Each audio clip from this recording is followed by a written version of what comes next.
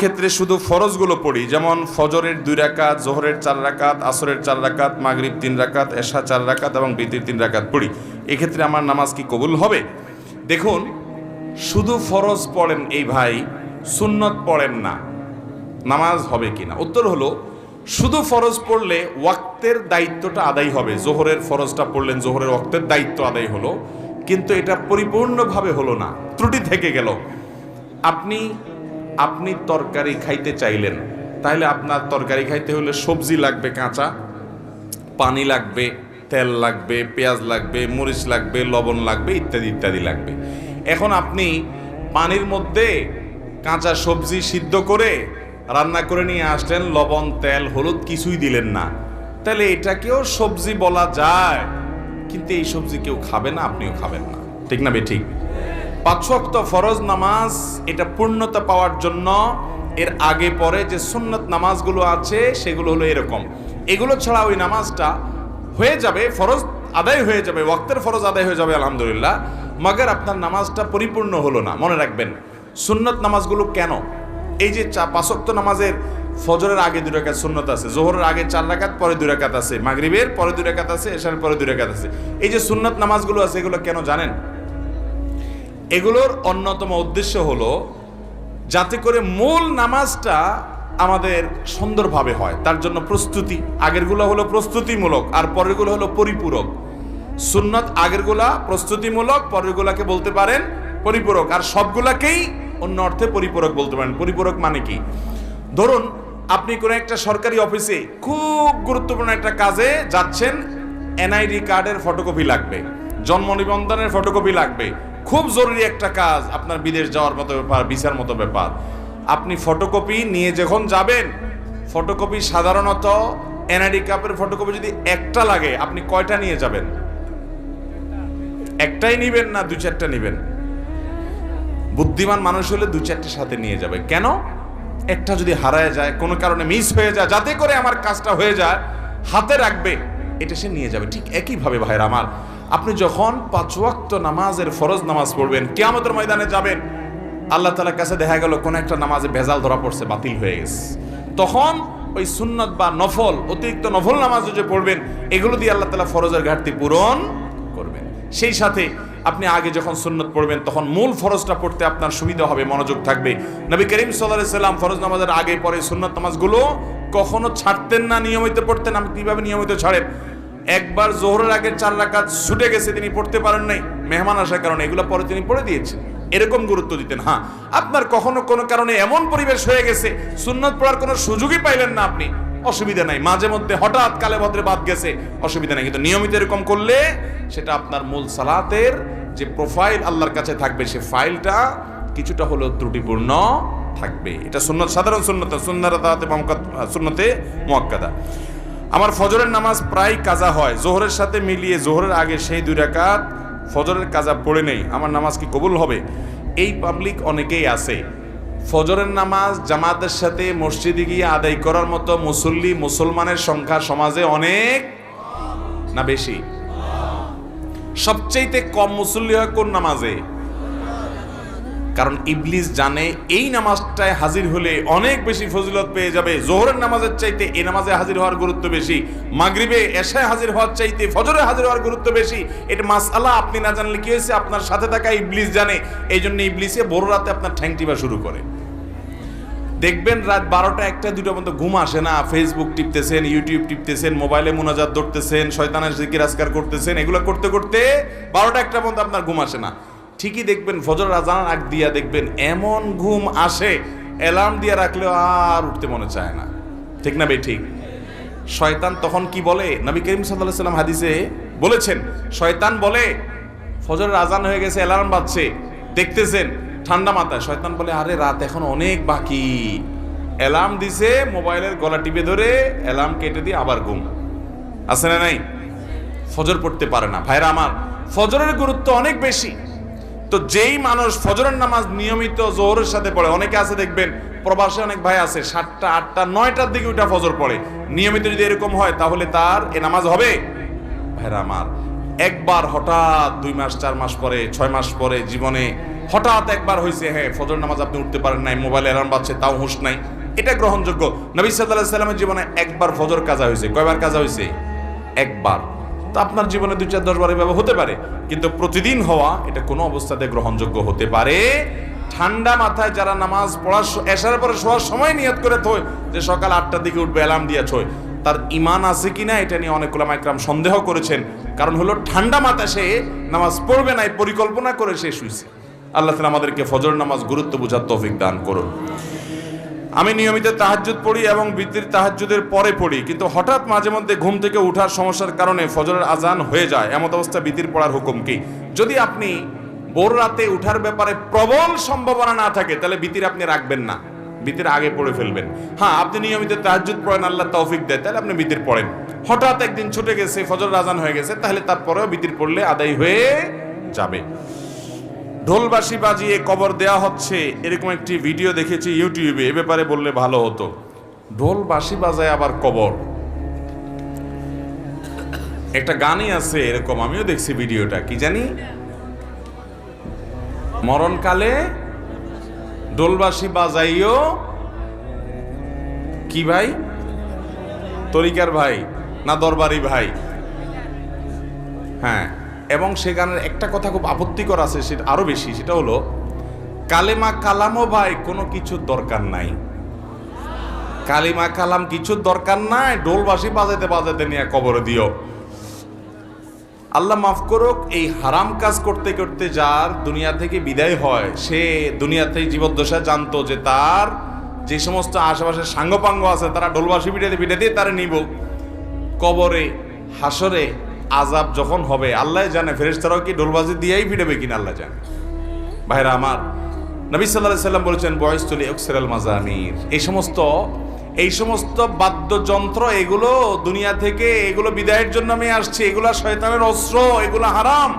অতএব ইমানদার জীবদ্দশায় যেটা করতে পারেন একটা মানুষের মৃত্যুর পর তাকে বিদায়ের সময় বলে কালিমা কালামই দরকার নাই।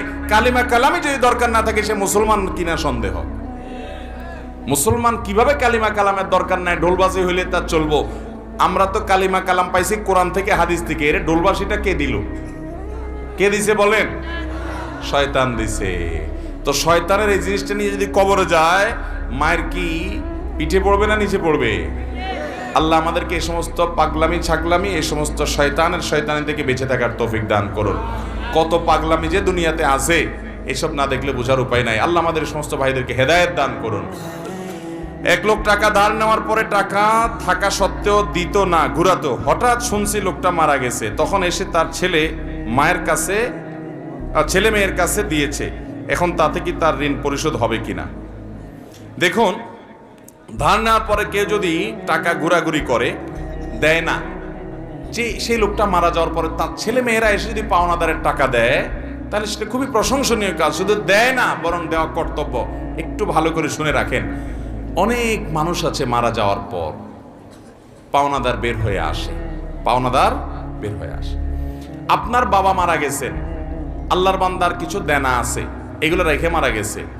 ইসলামের নির্দেশ হলো তার মৃত্যুর পর তার দাফন কাফনের জন্য যে টাকা খরচ হবে সেগুলো তার টাকাতেই খরচ করবেন। এরপর তিনি যদি কোনো দেনা রেখে যেয়ে থাকেন, ভাগ বন্টন পরে আগে তার সব দেনা শোধ করতে হবে তার টাকা দিয়ে, তার জমি জমা বিক্রি করে।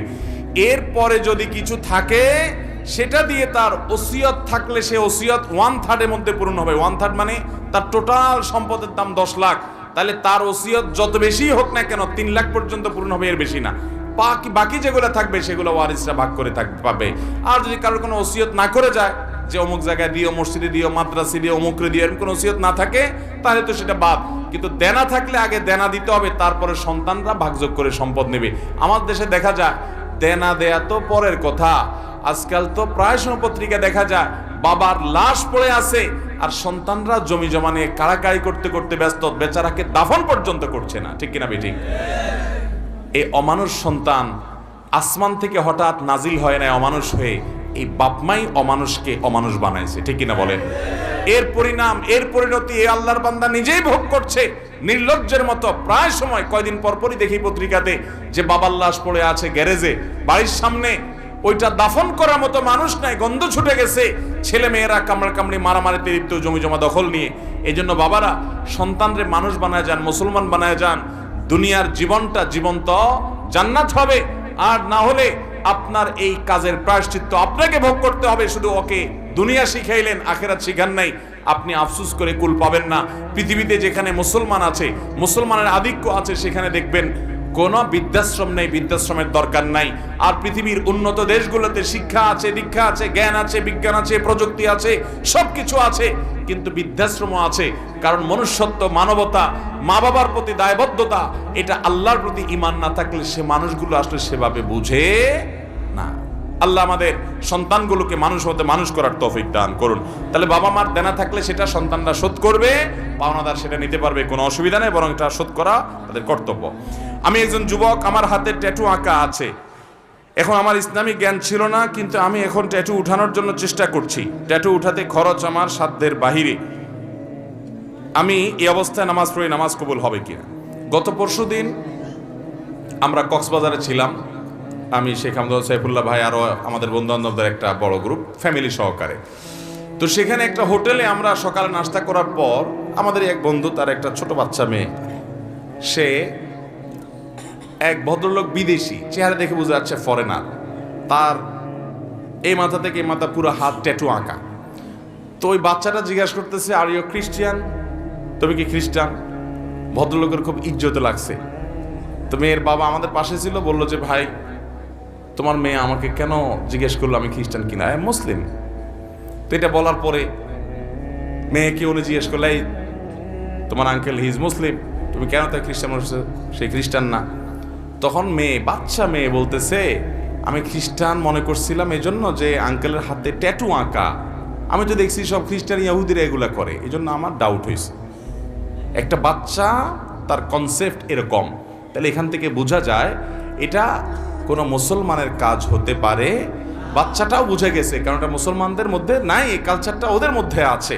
ভাইরা আমার, নবী করিম সাল্লাল্লাহু আলাইহি সাল্লাম এর অভিশাপ, তিনি অভিশাপ নাজিল করেছেন, আল্লাহ তাআলার অভিশাপের বদদোয়া করেছেন, লানতের বদদোয়া করেছেন। আল্লাহ লানত নাজিল হয় ওদের প্রতি যারা উল্কি অঙ্কন করে আর যাদের শরীরে উল্কি অঙ্কন করে দেওয়া হয়। লানাল্লাহুল ওয়াশিমা ওয়াল মুস্তাওশিমা।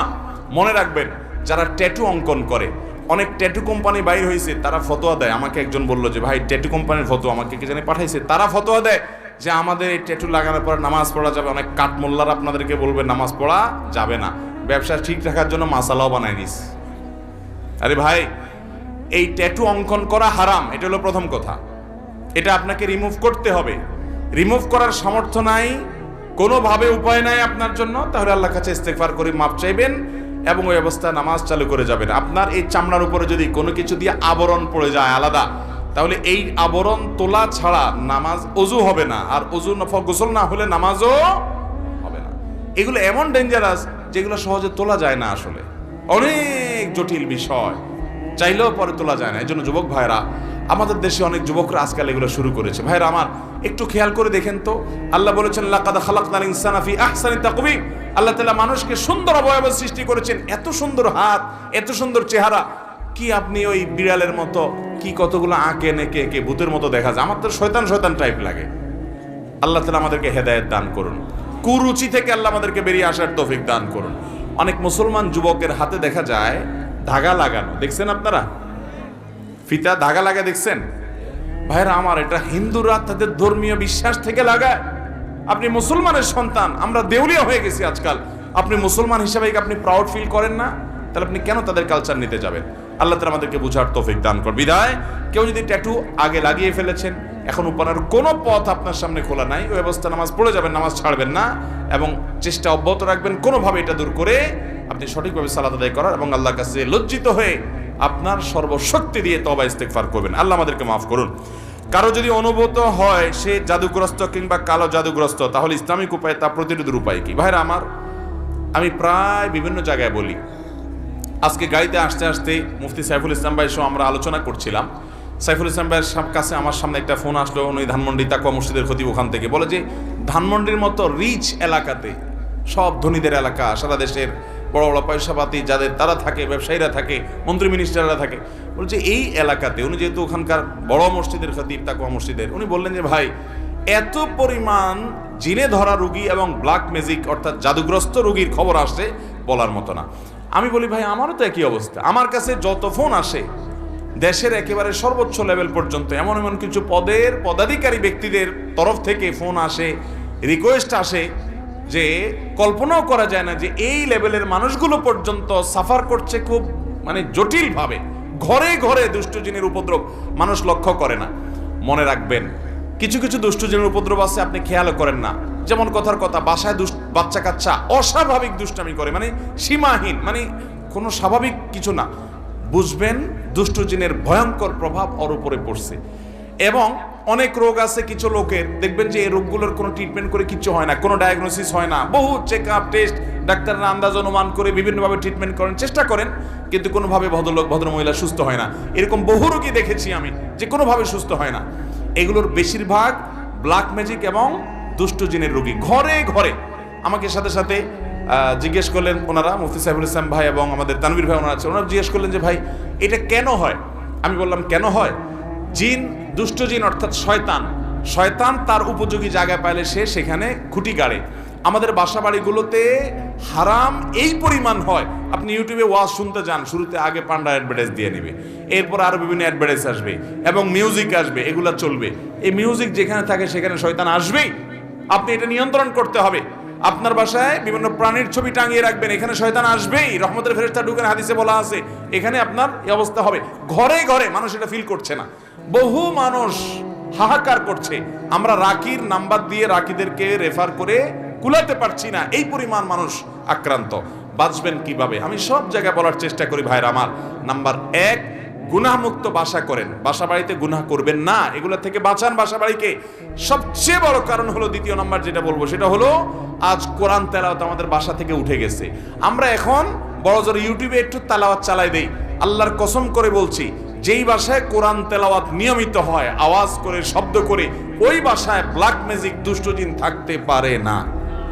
আপনি যদি মিরাকল দেখতে চান ভাইরা আমার, আমি বুকে হাত রেখে বলতে পারি, আপনি আল্লাহর কুদরত যদি দেখতে চান সরাসরি, দুষ্টজিনের উপদ্রব আছে যে বাসায়, সে বাসায় আপনি সূরা বাকারার তেলাওয়াত চালু করে দেন, জোরে জোরে তেলাওয়াত করেন, নিজে না পারলে অডিও চালু করে দেন। আমি নিজের চোখে বহুবার দেখেছি যে অস্বাভাবিক আচরণ বাচ্চাদের, এটা সেটা, রুকিয়া চলছে, তেলাওয়াত চলছে, ভালো হয়ে গেছে। আমার পরিচিত এক বোন আছেন, বোন বলতে আমার আপন বোন না, দুঃসম্পর্কীয়, উনি আমেরিকাতে থাকেন, অনেক বড় ব্যবসায়ী। ওনার বাসায় ভয়ঙ্কর অবস্থা মেয়েদের, মেয়েরা কোরআন তেলাওয়াত চালাইলে পাগলের মতো হয়ে যায়, কোনোভাবে সহ্য করতে পারে না, বলে যে বন্ধ করো এটা যেভাবেই হোক। এবং হাজার হাজার কোটি টাকার মালিক ওনারা, বাফেলোতে আমেরিকাতে থাকেন। আমাকে বলেন ভাই কি করা যায়, আমি রুকিয়ার অ্যাপ দিলাম, বলে যে কোনোভাবে তেলাওয়াত শুনতে রাজি না। আমি বললাম যে ওদেরকে যদি বেঁধে রেখে হলেও আপনি কিছুদিন শোনাতে পারেন, দেখবেন ট্রিটমেন্ট হয়ে গেছে। আমাকে গত সপ্তাহ না তার আগের সপ্তাহ যেন কয়েকদিন আগে আমাকে জানালেন যে ভাই আপনি না দেখলে বিশ্বাস করবেন না যে আমার মেয়েরা এখন এতটা স্বাভাবিক হয়ে গেছে যে কোরআন তেলাওয়াত শোনা ছাড়া এখন ওরা ঠিক থাকতে পারে না, কিন্তু প্রথম সহ্য করতে পারতো না। আমার বাসায়, আমি তো এলাকার সন্তান আপনাদের লক্ষ্মীপুরের, বশিরপুর আমার গ্রাম, সেখানে একদিন সকালবেলা আমার এক নিকটাত্মীয় এক ছেলেকে নিয়ে আসছে, ইয়াং ছেলে, যুবক মানুষ, সৌদি আরবে ছিল, বলে বিদেশ থেকে চলে আসছে। কি হয়েছে, সে আজানের আওয়াজ হলে শুনতে পায় না, তার পুরো শরীর বাঁকা হয়ে যায়। এবং সে বলে যে তখন তার শরীর এমন শক্ত হয়, টোকা দিলে মনে হয় যে বিষাক্ত সাপ দংশন করছে, পাথরের মতো হয়ে যায়। আমার চোখের সামনে দেখলাম জোহরের আজান শুরু হলো, সে আসছে অনেক আগে, বসতে বসতে 100 পর্যায়ে জোহরের আজান শুরু হলো, দেখলাম যে সে বাঁকা হয়ে যাচ্ছে এবং শক্ত হাট হয়ে যাচ্ছে। ভাইরা আমার, এগুলো কিছু হয়তো খুব দৃশ্যমান বোঝা যায়, আর ম্যাক্সিমাম ঘরে ঘরে বোঝার উপায় নেই। এটার মূল ট্রিটমেন্ট হলো কোরআনে কারিমের তেলাওয়াত। আজ মুসলমানের ঘরে কোরআন তেলাওয়াত, মুসলমানের যুবকরা আজ গান শুনে, আজ ঘরে ঘরে মহিলাদের মোবাইলে হারাম জিনিস দেখে, পর্ন ভিডিও এত পরিমাণ দেখে যুবকরা, এমন একজন যুবক পাওয়া হাজার হাজার যুবকের মধ্যে কঠিন হয়ে গেছে, যেই যুবক বুকে হাত দিয়ে দাঁড়িয়ে বলতে পারবে এই 2 চোখ জীবনে কোনোদিন কোনো নোংরা ভিডিও দেখে নাই, আলহামদুলিল্লাহ। এরকম যুবক পাওয়া যায় না ভাইরা। চ্যালেঞ্জের ব্যাপার, জীবন ধ্বংস হয়ে যাচ্ছে, সব জাহান্নামের দিকে দৌড়াচ্ছে, আপনাকে বিকল্প পথে যেতে হবে।